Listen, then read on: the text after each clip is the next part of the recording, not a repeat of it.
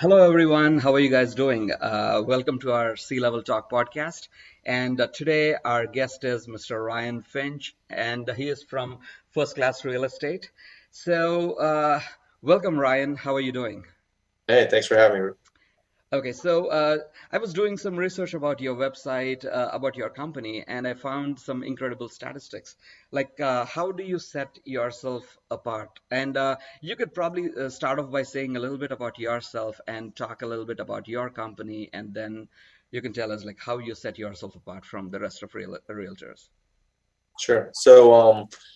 Ryan Finch, we started First Class Real Estate actually back in 2013, and we ran our own independent brokerage. And then from there, we decided we were going to take it to the next level for expansion and grew to a franchise model. And now we've been growing that since the end of 2018. Okay, great. So, like, how do you differentiate yourself from the rest of your competition?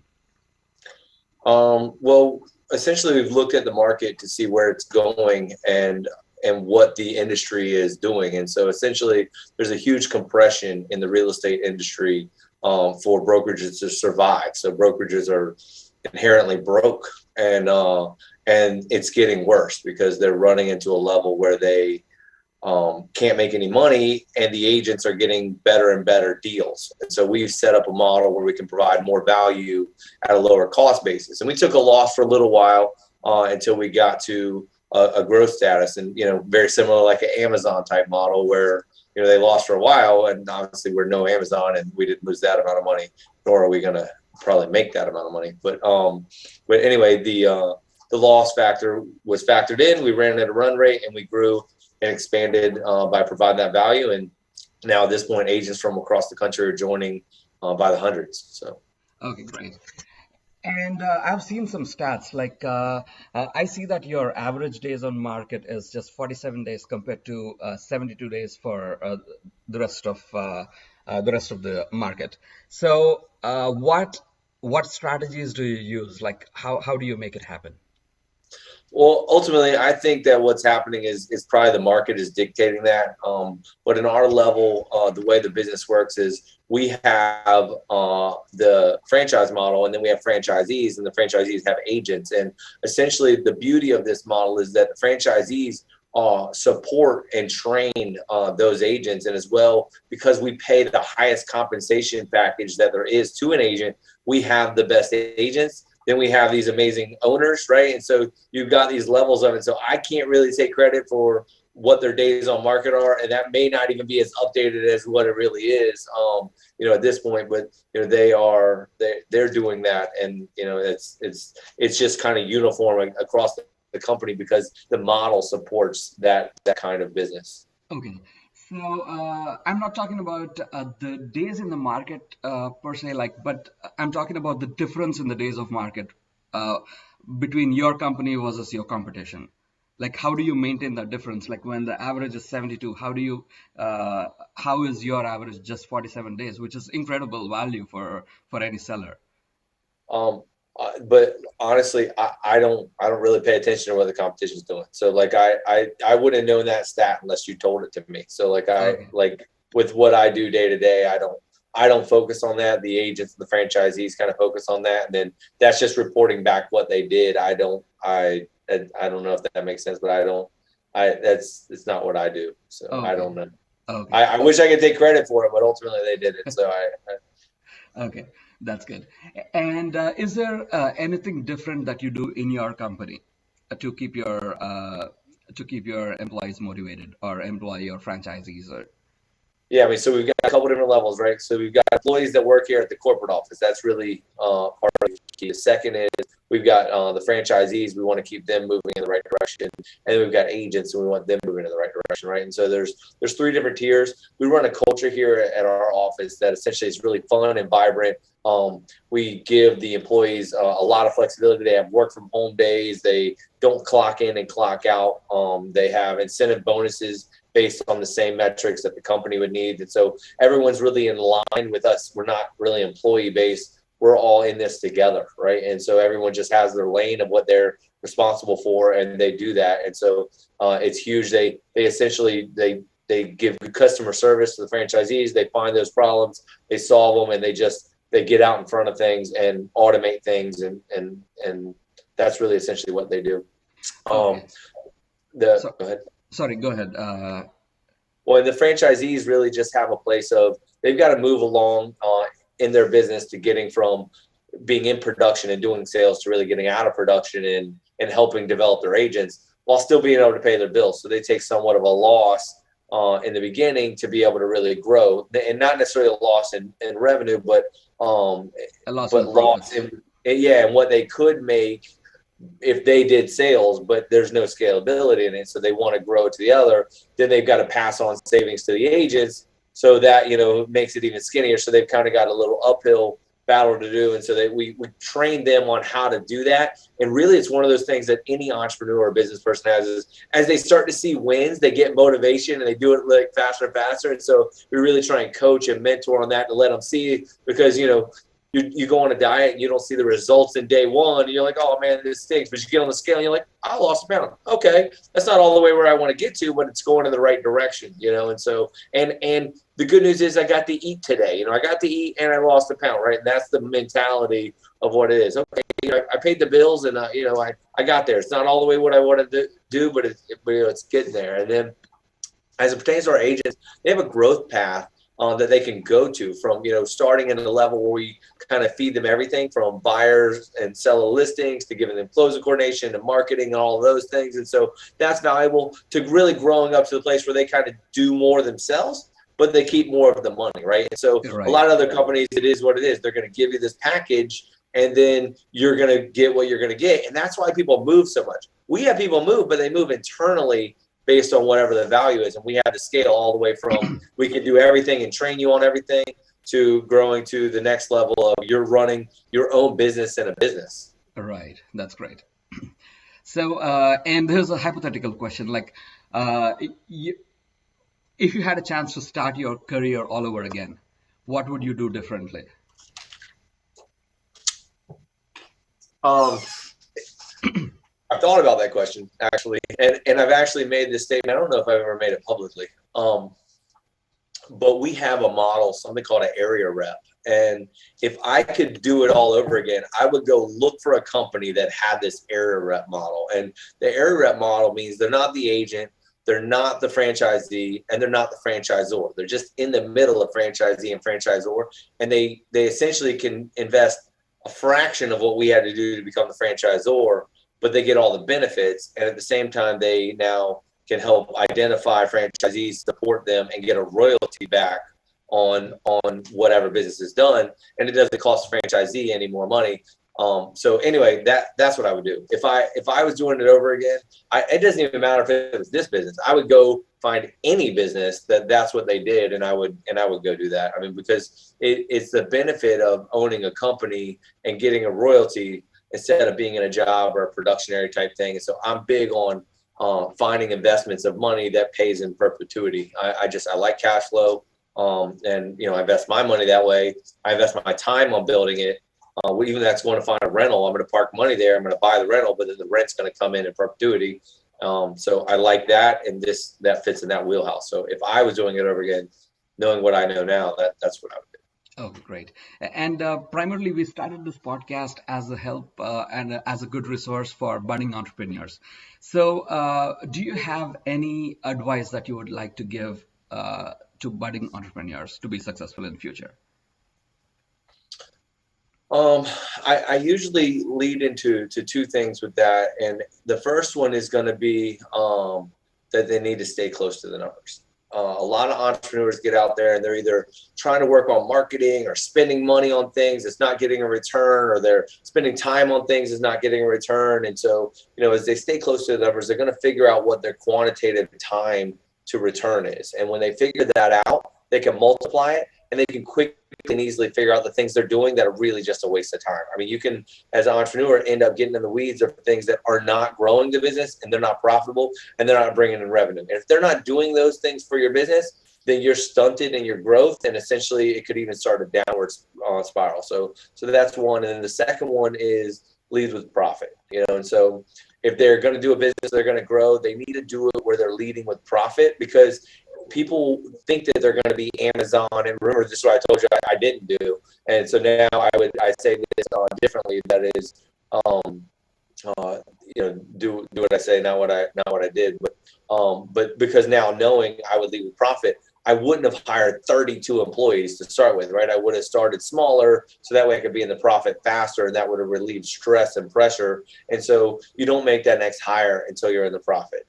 Some people are hiring and say, well, I got to have all these 10 people. They could see the future. They see the down the road of what their business can look like. And so they start developing that today, but they don't have the revenue from it. And so what happens is they can't sustain. If they can't sustain, they don't stay in business. But if you're in the profit, you never go out of business making a profit. Right, that makes sense. Okay, and what do you think are the top skills to becoming a successful entrepreneur? The top skills. Um,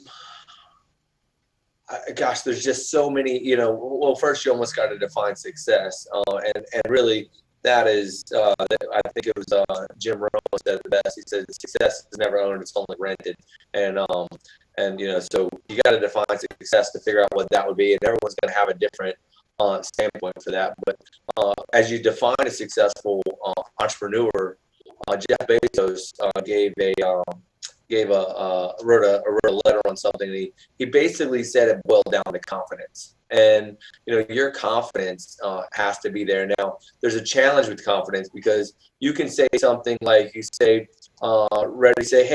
would say, hey, Ryan, what is is your franchise the best franchise model out there, right? And I said, absolutely, 100%, right? Now, you would think that's going to lead to an entrepreneur being successful, but really, that's a false sense of success, right? Because then what happens is I've got a line for it, I'll give you an answer, but I wasn't real and authentic in that answer. And I could say, well, it depends on what a person wants. It depends on their economics. It depends on where the market's going to go. And so, whatever the answers would be that are the variables, that actually answer is better than the yes 100%, right? Even though 100% sounds confident, the confidence in being able to say, there are other variables and here's the answers, and you make the best decision for you, that leads to success. But people think that they can just lie and push their way through. But people aren't dumb. They're going to see that, and they're actually going to stray away from the 100% answer more than the authentic real answer because they're identifying you as a failure of a leader because they can't trust you. Right. If they can't trust you, you will fail. So you have this confidence trust battle that's always going to go on. So you got to earn trust. There was one time we did something. I made a decision. I don't even remember what it was at this point. I just remember this kind of comment. So I brought the people in. They were kind of grumbling, if you will. Why are we doing this? Blah, blah, blah. And I brought them in. I sat them in the chairs and I said, hey, here's what we're doing, X, Y, and Z with A, B, and C, and yada, yada. And I spelled it all out, to define it. It's kind of like when your kid asks you something and they say, why? Why are we doing that? So anyway, they said this, and I spelled it all out. And I said, so do you think this is the right decision, that we should do this? And they go, oh, yeah, it makes perfect sense. Yeah, we should do it. And I said, well, let's do this. In the future, can I just make the decision and we go with it instead of stopping everybody from working to decide and define all these other things? And let's just have that trust now. So we do this one time. I'll show you what we're doing. But now, from now on, can we just have that evolution of trust? And then if you need to ask, obviously, I want to make the answer. And I won't make every decision perfectly. But this is the basis of what I'm doing. So even though I'm telling you, hey, this is the play we're running, doesn't mean that I didn't think of it and it was just a whim. I just didn't want to bore you with all the details of whatever it was. And at the same time, they don't want all those details, but they did because they wanted to build that trust, right? So that's a part of it. So okay, great. And over the years, there must be lots of ups and downs, during recession and stuff like that. So did you have any big decisions to make when the situation was bad, but you were able to successfully bring your company back up? Yeah, so I've been doing this for 15 years now. So, I mean, I've been the fortunate one to go through all of these crazy markets that we've done in one of the most volatile industries that there is, right? So, is that I like and enjoy it at this point, that I expect it and I like to plan ahead And that's actually winning for me. But because I've gone through those down cycles of that stuff and then figuring out what to do. And so there's a book called Changing World Order. Have you read that already? And No, I so, haven't. it really talks about the cycles of the world and different things like that, of all these things. And there's these telltale signs, really, essentially, that you can see what's going on, but all the variables kind of change, right? So like even now, compared to now in 2000, our 2020 year to our 2008 year, they were different in the cycles. And so, yeah, so in 2008, I almost went out of business. I mean, I was really getting ready to go get a job. I got in 2006, then we hit 2008, but then I went and landed a huge REO account and built it out nationwide. So when everyone else was struggling, I was thriving, right? And so even building the franchise model I built, it was built for this change that was coming. Because if you build where you're at today, then things are changing so rapidly. By the time you get there, it will have an adjustment. At the same time, we didn't expect when we were coming out the gates to hit Corona, which slowed down construction and leases and people, but real estate was still going on. And so we made a pivotal model to make our model virtual, which then springboarded past all the other franchise models because they needed leases, they needed construction, marketing material, or building material, all that stuff was up. So it would cost them in growth. They needed all those. And we could now spin and go faster to get up and running, open and profitable quickly while they were still just in construction, right? And so Right. if they could even get the construction done. So we've done that kind of twice now in business, and that's really what has catapulted us. The next question is like, what is the most important part of your day? Like, which drives the rest of your day? Hmm. Work related, I would say. I don't know. Yeah, I'm just trying to think of my day. And so, I mean, ultimately, like, as you know, there's a calendarly event. And so essentially I just show up to whatever's on my calendar. So, Okay. the people that have access to it will do it. And I just show up and everything's organized that way. So I don't get overbooked or, different things like that. And I send the link. I actually have three different ones. One is a 15-minute, one's a 45, and one's an hour. And it just depends on what I think that timeline is. And sometimes if I know I got travel time, I give them an hour, even though I'm going to do 40 minutes or 45 minutes. So anyway, I don't know that there's a specific time in the day, because it's not the time in the day, it's the result of that day. Meaning, once I'm done with that day, was there a quantitative result from whatever I did, whether that was an important meeting or, even something like this is not an important event, but it could become a great result event, right? We've helped other people. It may lead to franchise sales. It could lead to company growth, and we don't know. So there's just got to be a lot of those in that time frame of work to leave open the opportunity for something to win. Okay.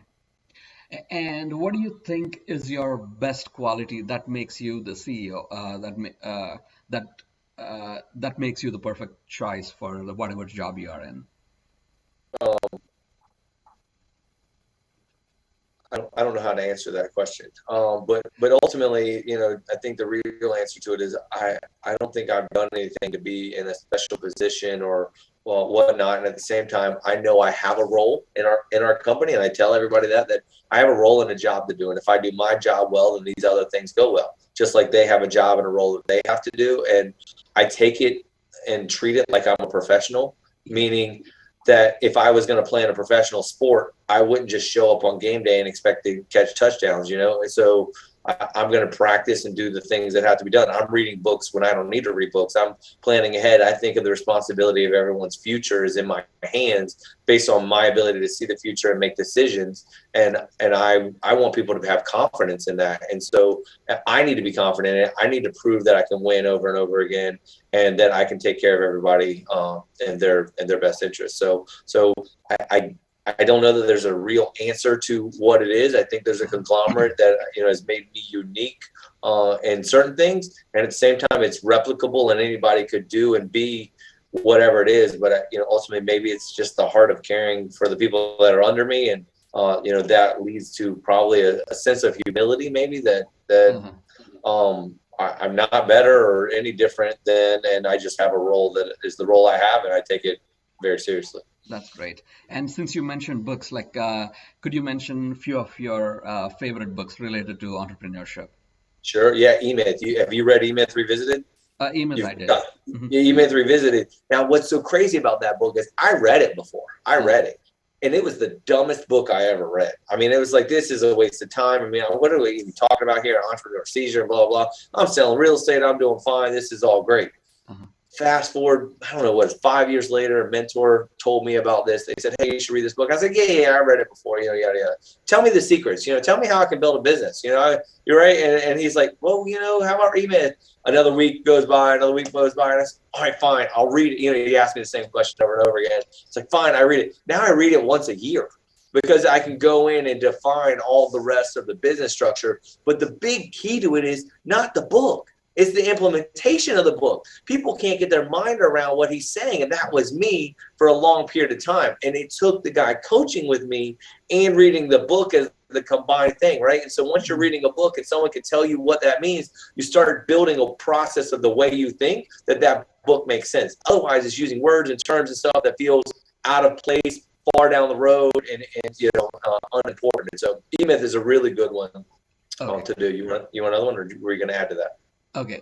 Yeah, I mean, actually, probably that makes me think like maybe I should go and revisit that book again. Yeah, and one book that I really love, and I listen to it. I listen to Audible. Like I listen to it at least 5 times. The One Thing. Okay. Oh Yeah. man, that has changed so many the way I do so many things. That's really great. Yeah. I haven't read it. I think I have it here somewhere, actually. I got a copy of it, but it was a physical book, so I never really listened to it again. But I think I got the premise of it. That was about focus, right? So that's what it would boil down to is focus. But I don't agree, and so that's the other reason of why I'm not reading a book on focus, because that's not the case. And I actually think you should have like about 3 things. And so there should be 3 things that you work on. And it's not the focus of the one thing. It's the focusing on 3 things. So that way you have multiple chances of a revenue or things coming in, but getting rid of the distractions. And I think that is a key part that would be in both ways. It would, but the situation of selling the one thing is probably a key thing. And at the same time, the guy who wrote it has built an amazing company, and Right. he's probably got a lot more to add than I do. So. All right. And what's your favorite aspect of being an entrepreneur?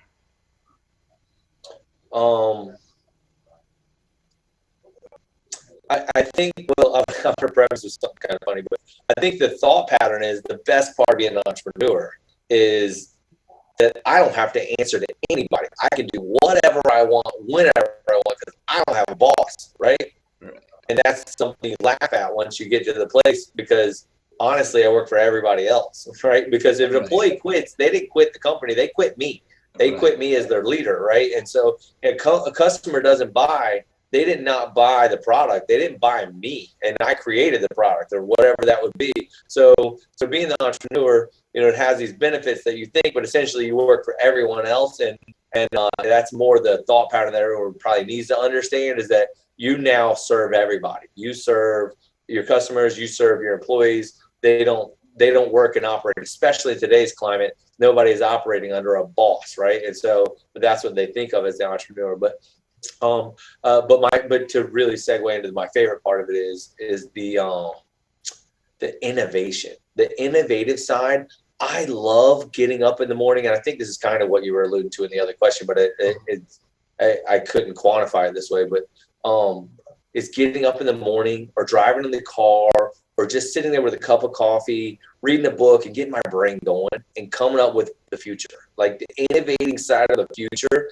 And you're really betting that you're right or wrong, right? Mm-hmm. And after you do it a couple times and you fall on your face, right? It's like buying a stock. I'm going to buy this stock. Well, you buy a stock today and you say, well, I'm going to buy this stock because I think the interest rate, and you bet on it, and you're right? And great. And then you do another one, and bet on it, you were completely wrong. And that thing tanked like nobody's business, right? And so that's fun, and it's a fun game because you'll do it there, but you get to do it in your business, and it's betting on your livelihood in some aspects. But when you find one that wins, I mean, that is so exciting. How many people you can impact, what lives are going to change, and what's going to go on by doing that. Man, that's the best part. I mean, it's those when you win, though, not those when you lose. Because, I mean, every time you see a good idea, there was 9 other ones that was a flake, and your employees are like, gosh, got another idea. You're innovating, come up with these ideas. And they're like, okay, great, we're going to run this plan. And it flops. And you run this play, oh, it's going to flop. Oh, here's what's going to do. It's going to flop. And so that's fun. The secondary part of that is the I can't think of the word for it, but when you're running the play and it doesn't work, come with how, if you really are like, do you believe in this thing or not? Is it really a good idea? And people, implementation, that's the word I couldn't think of. Implementation.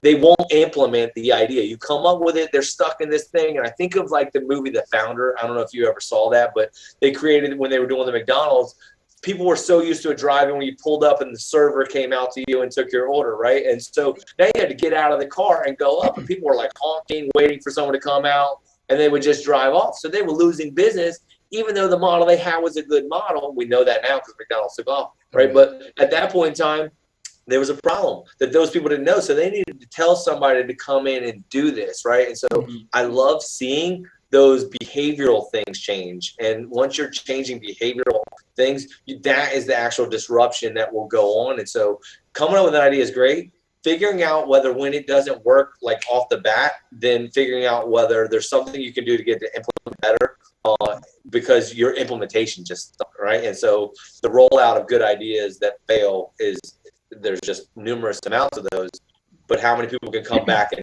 fix the rollout? When it didn't roll out right, go fix it again and then not be blessed. Okay, perfect. And how do you define growth, or how do you plan to grow in the future years? Like, do you have any targets on how many franchises you need to open, or how many homes you need to sell and stuff like that? Sure. Yeah. So, and we do that annual, but we also have kind of a 10-year project where we're working on. So the goal will be to have 4,000 franchises, but we also will have those area reps, and then area reps then sell franchises. So we sell them, they sell them, and that's the goal, to get to 4,000 together, right? And the other part of it is we have to change how everyone sees this. They think of opening a franchise, they're picturing Subway. You got a building, you got this material, you got to have employees and all this other stuff. We're disrupting it, that essentially it's left for an agent to be a franchisee. They just come in to be a franchisee, right? Just one agent on their own, they're a franchisee in the terms of the franchise agreement. But they pay less money for that than they do to be an agent at these other companies, right? Because these other companies are so thick padded with, you got to pay the franchise company and you got to pay the franchisor and run an expensive, heavy operation, that the agent pays more money. But because we run so skinny, they can be the agent and the franchisee and pay less. So it's really not that complicated to get 4,000 of them, because they're paying less. They have a 5-year term and they pay a franchise fee for 5 years, and that's less than they're paying in a 1 year to their company. Does that make sense? Yes, absolutely. So that is why, that's the disruption that they just haven't gotten yet. It's getting out. I think we're gonna have like 12 franchise sales this month or something. We're going through a list of them, and I literally, we joke, I have to sign a new franchise agreement every day. They keep sending them over for me to sign. So it's going fast. It's getting there. It's funny. We'll probably look at this recording and a while from now, we'll be selling 30 to 100 of them a month. And so that's really the target and the plan of what we're going after. But our biggest challenge is that people don't understand. They're so busy, they won't stop and go look and wait, there's a better way of doing this. But, eventually inertia will take place and they will find out why should we be looking at this company, what's going on, and there'll be later people to the game. But we're excited about it. We know there's competition out there. We know their playbook. They've been running for long enough. We know what they're doing. The challenge is that everyone thinks and operates that way. They don't realize there's a new playbook coming along, and we are just the right people to disrupt it. And I know that probably sounds even arrogant to come out that way, but we can see the future. We can see what's going on. We can see that they can't move their ship fast enough, and we already set up for where it's going, so they can't turn their big ship. And it's funny because you're like, we're the little speed engine right now, but we're trying to metamorphosize into this big, tanker, if you will, big ship. So we'll have problems down the road. I'm sure that they won't, but they can't pivot fast enough. So. Right, that's good. So at this point of time, like, who do you think is your biggest competition? Like, I've seen some websites that pop up, like there won't be any agent fee or anything. You just upload your pictures. Is that becoming a competition it's for funny. you? I got an email today from another company that literally was marketing our same model, right? And so there's nobody that offers what we offer, right? So there's not competitor in the sense of who does what we do. They may have variations, and so even like you said, if there's no monthly fee, yeah, we have a no monthly fee option as well. But that's a marketing thing that they're doing. But the no monthly fee, their no monthly fee then equates to we're giving you nothing, right? And there's a difference in that. There's a value. If you can pay a monthly fee and get a value that's greater than that monthly fee because it washes out the cost of something else. It's like buying a house that has a condo fee, and not that I'm for that, but if the condo fee is a condo fee and then you got to pay water, trash removal, and insurance, that's different than a condo fee that the condo fee includes your water, trash removal, because if you owned a single family home, you'd be paying a condo fee by covering those city things anyway, right? And so our thing is getting that cost lower for all of those people and providing that as an option. So, and giving them the other side of it. But another part of it is there's intangibles, meaning they are giving less and charging less, but now they have no money or revenue to grow. We took that loss for a long time, and now we're kind of ahead. They're figuring it out and coming from behind. The people that are ahead of us, that are bigger than us, then they have a different model, and they can't see. So you just have to picture like this. If they did an overlay on a performer, if they took their model and overlaid it and said, we're going to change today to this new model, right? Then they would realize how much money they would lose for who they already have. And they're not going to do that. They would rather sustain substantial losses over a period of time than to take the one loss. That's what I mean by they can't move the ship, right? If you said, well, they're going to lose $16,000 a year per agent, wow, okay, and they have 70,000 agents, they're not going to do that. Like that, like there's no way they're going to do that, right? So we're not worried about them. They need us to go away, right? And that's their best thing. But the problem is they can't stop it. At some point, you couldn't stop the McDonald's speedy system. At some point, if you made a burger and they made it faster, people were going to go to that faster eventually for the same price. And if you were lower and gave the same quality, that was a challenge. So anyway, so that's the part of it. I don't usually bring up who a competitor is or whatnot. Like I don't, especially on any public type setting, because you're just giving credit to whoever they would be. So I wouldn't, and I've seen that go wrong, so many times. And I'm like, there are a lot of good real estate companies out there that offer a lot of different values. The biggest misconception is really that there are corporate models and there are franchise models, right? And so to understand that is the tier of what it is. And so I lead the leaders who lead the agents, right? And so you can be at other companies and they're just, I think of the word watered down, but it's not watered down. It's diluted as it goes through to what you're getting all the way through. And we really work hard to stay involved with it, meaning I do monthly meetings with agents. I do weekly meetings with franchisees, like to keep everyone rowing in the same direction and working on the same stuff. And I don't know if that's ever going to run out. I'm a pretty good manager of time, but we're bringing along other leaders as we go along, and that's kind of the key. So okay, great.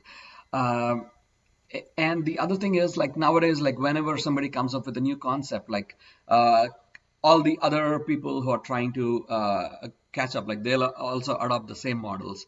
Like in such a scenario, do you have any alternative plans? Like how will you still set yourself apart so that you can still beat them? Or is it like more, let's see when the time comes?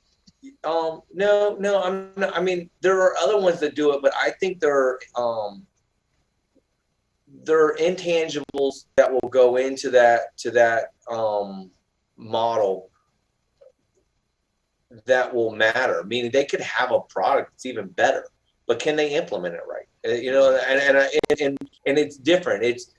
But the customer will always dictate what it is that they want, right? And so there's certain things that if you're coming in from the bottom, you got to overcome certain objections, right? So if you're starting from the bottom, you got to overcome that we're a national company. We're in multiple offices, almost 100 locations. Like you have to overcome that, and you have one location while trying to undercut us on cost. That's going to be hard, or provide more value. So that's going to be a difficult thing, right? You have no name brand. That's a difficult thing. You're going to have the gut check of the leader, meaning he's got to be able to see, he or she has to be able to see the leader and make a decision, right? Because I can see these things as one or two ways. The top level companies right now are grinding up doing. There's some that are building inertia and doing a great job what they're doing, and they're not paying attention to what is falling out the back door Mm-hmm. because they're getting inertia going forward, and they're focused on that. There will be news and different things that goes on because we can see it because we're boots on the ground level, right? And Right. they're at a level that's probably well above us, right? Right. And then you've got the other ones that are just coming along. Those ones just coming along, they don't know what it's going to be like to lose $50,000 in a month, right? Like, Right. how are you going to operate when that happens, right? And they're Mm-hmm. like, oh, well, we're going to have to cut back X, Y, and Z.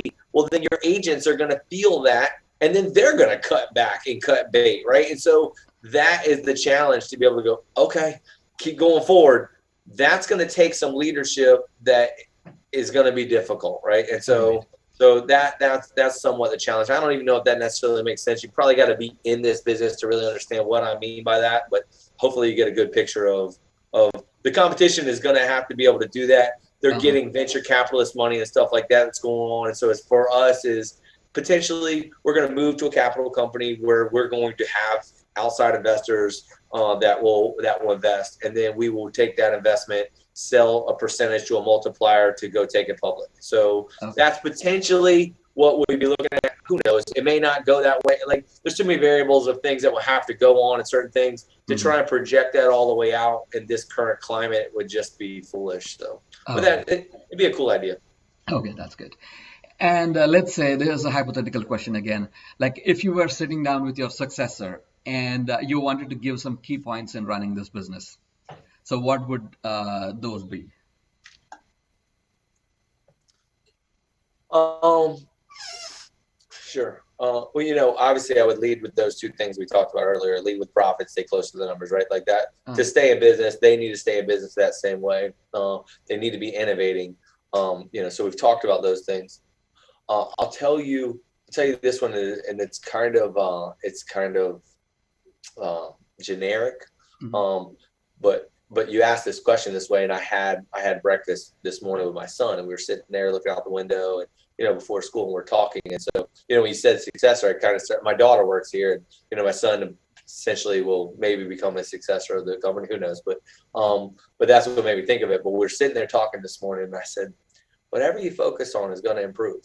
You know, you want your grades well, go check your grades, work on your homework, do your studying, and it's going to improve. You want your baseball to be better, work on that. Hit on the Mhm. tee. Go to the hit it into the net. Whatever it is you're going to work on is going to improve, right? And so Right. so whoever's going to take over this company has to take the day to day and look at where we're going and where we are, and focus on those elements of that business. So whether that's going to be franchise sales, whether that's going to be marketing, whether that's going to be accounting, whether that's going to be employee culture, Mhm. value, all of those are going to change day to day, and they're like spinning plates. That one's going to slow down, and you've got to go back and do it. And so it's not like you can just say, "Oh, well, just go do this, and that'll solve the problem."